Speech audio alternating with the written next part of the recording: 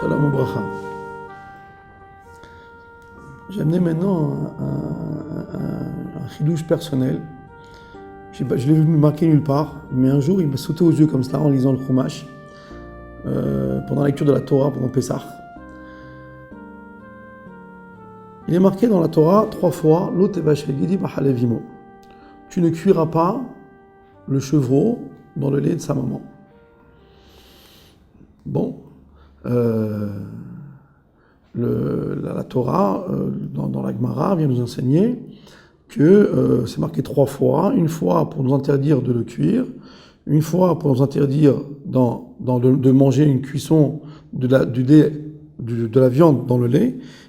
Il y a une 3e interdiction donc du profit d'une viande cuite dans le lait, c'est ne pas ni vendre ni tirer profit. Et l'exemple le plus loin qu'on puisse imaginer de ne pas profiter d'un morceau de viande cuit avec du lait, c'est par exemple si maintenant on a un morceau de viande qui a cuit par inadvertance dans du lait, maintenant cette viande-là elle est là, nous on ne peut pas la manger, on pensera donner à un chien. Comme ça, au moins, le chien va en profiter. Non, ça s'appelle aussi un profit. Et même donner à un chien, on peut pas. On doit jeter cette viande-là. Même le chien dans la rue peut pas en profiter. Jusqu'à ce cas-là, on va profiter de la cruauté de viande, de cuire de la viande dans le lait. Bon, on a appris toutes ces lois-là. On apprend maintenant tous les détails. Pourquoi les chachamim nous ont interdit ceci, ils ont interdit cela. Ça, c'est pour le niglé. Mais il y a une question qui se pose quand même.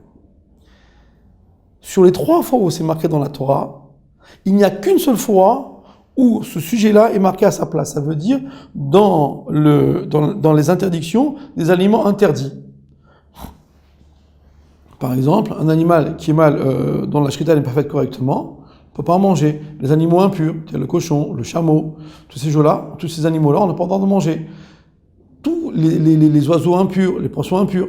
Et là, à la fin, il nous dit quand même, là, c'est à sa place. Et donc le seul endroit où c'est marqué à sa place, ce sujet-là de ne pas manger, c'est dans Devarim, quand Moshe Rabbeinu rappelle les lois d'Akashrut, et donc on voit que la cuisson de la viande dans le lait est interdite. Bon. Mais quand même, c'est très étonnant, parce que les 2 premières fois où on parle de l'interdiction de manger de la viande cuite dans du lait, on sait 2 fois dans le livre de Shemot, une fois après le don de la Torah dans Mishpatim, et une fois après l'histoire du veau d'or dans Kitissa. Et les 2 premières fois où on parle de cela, c'est vraiment pas dans le contexte de la nourriture cachère ou pas cachère. Rien à voir. On nous parle de tout ce que les garçons, les hommes, doivent monter à Yerushalayim avec les korbanot, tout le travail qu'un homme doit faire, les fêtes qu'il faut respecter, les horaires, etc. Travail d'homme très, très, très précis. Et le dernier verset dit, Reshit admatecha tavi bet Hashem elokecha, lo tevashel gedi b'chalev imo. Le début, le commencement, le plus beau des fruits de ta terre, tu dois l'amener dans la maison d'Éternel ton Dieu, tu ne cuiras pas le chevreau dans le lait de sa maman. On voit pas bien le rapport qu'il y a entre le fait d'amener des corbanotes et le fait de ne pas cuire le chevreau dans le lait de sa mère. Et là, j'ai eu un flash. Ça a été terrible. Ne me cuis pas ton fils dans le lait de sa mère. Ne fais pas que ton fils soit toujours dans les jupons de sa maman. On veut des hommes, on ne veut pas des gens qui sont toujours dépendants de ceci ou de cela, toujours en train de demander à droite à gauche. Il faut qu'il ait le courage, ton fils, demain, d'amener des corbanotes. Et le plus beau de sa terre, il faut qu'il amène au Beit HaMikdash. On veut des hommes.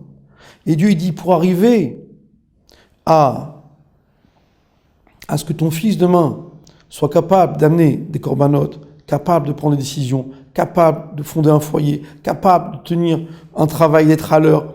Alors commence déjà à le laisser grandir avec sa maman, mais ne le fais pas cuire dans le lait de sa mère. Ne le rend pas toujours dépendant de sa maman, et maman ceci, et maman cela. Il faut qu'il ait pris l'habitude déjà de se conduire parmi les hommes, et de venir à la choule, de côtoyer les grands, et d'en faire un homme. Une des plus grandes histoires dans ce sens-là, c'est l'histoire de Rabbi Yosef Yitzhak, fils de Rabbi Rachab. Lorsque Rabbi Rachab n'a eu qu'un garçon, il n'a eu qu'un enfant, le Rabbi Yosef Yitzhak, et dès que Rabbi Yosef Yitzhak a commencé à marcher à 4 pattes, le Rabbi Rachab s'approchait de son fils, il a regardé droit dans les yeux, Il a dit, écoute-moi bien. Quelle que soit la question que tu as à poser, tu ne la poseras qu'à moi. Il n'y a personne d'autre. C'est moi qui te réponds aux questions. C'est moi qui t'éduque. Et le gosse, depuis qu'il était petit, il n'a grandi qu'avec son père. Il a fait grandir comme il faut. De la façon qu'un juif, il apprend tout ce qu'il doit apprendre à l'Alpi-Torah. C'est ainsi que Rabbi Yosef Yitzhak connaissait tout ce qui se passe sur la terre. Il a fait toute la Gemara, c'est évident. Il a connu toute la Torah entière, c'est évident. Mais son père ne s'est pas arrêté là. Il faisait des promenades avec lui tous les jours. Il le promenait et il lui parlait régulièrement de ce qui se passe dans le monde et comment il faut regarder l'univers.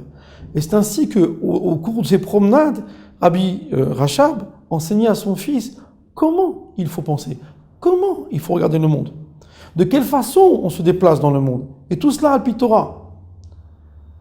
Un sujet le plus dangereux qu'un homme puisse rencontrer dans le monde, c'est de sentir qu'il a des sentiments, des émotions, des pulsions,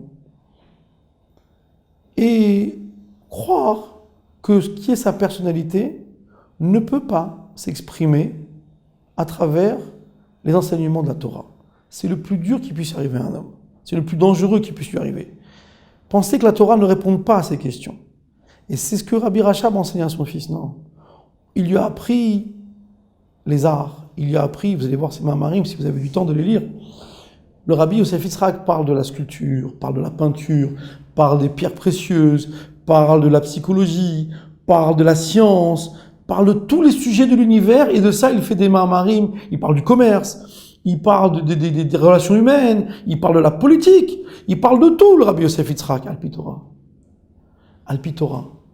C'est ça ce que nous enseigne la Torah, l'Otevachel Gedi Bahalavimo. Il dit, tu dois apprendre à ton fils, non pas selon ce que lui il aurait voulu, selon ce que sa mère peut lui enseigner. Et maman va enseigner, elle va donner de l'amour à son fils. Elle donne que de l'amour à son fils.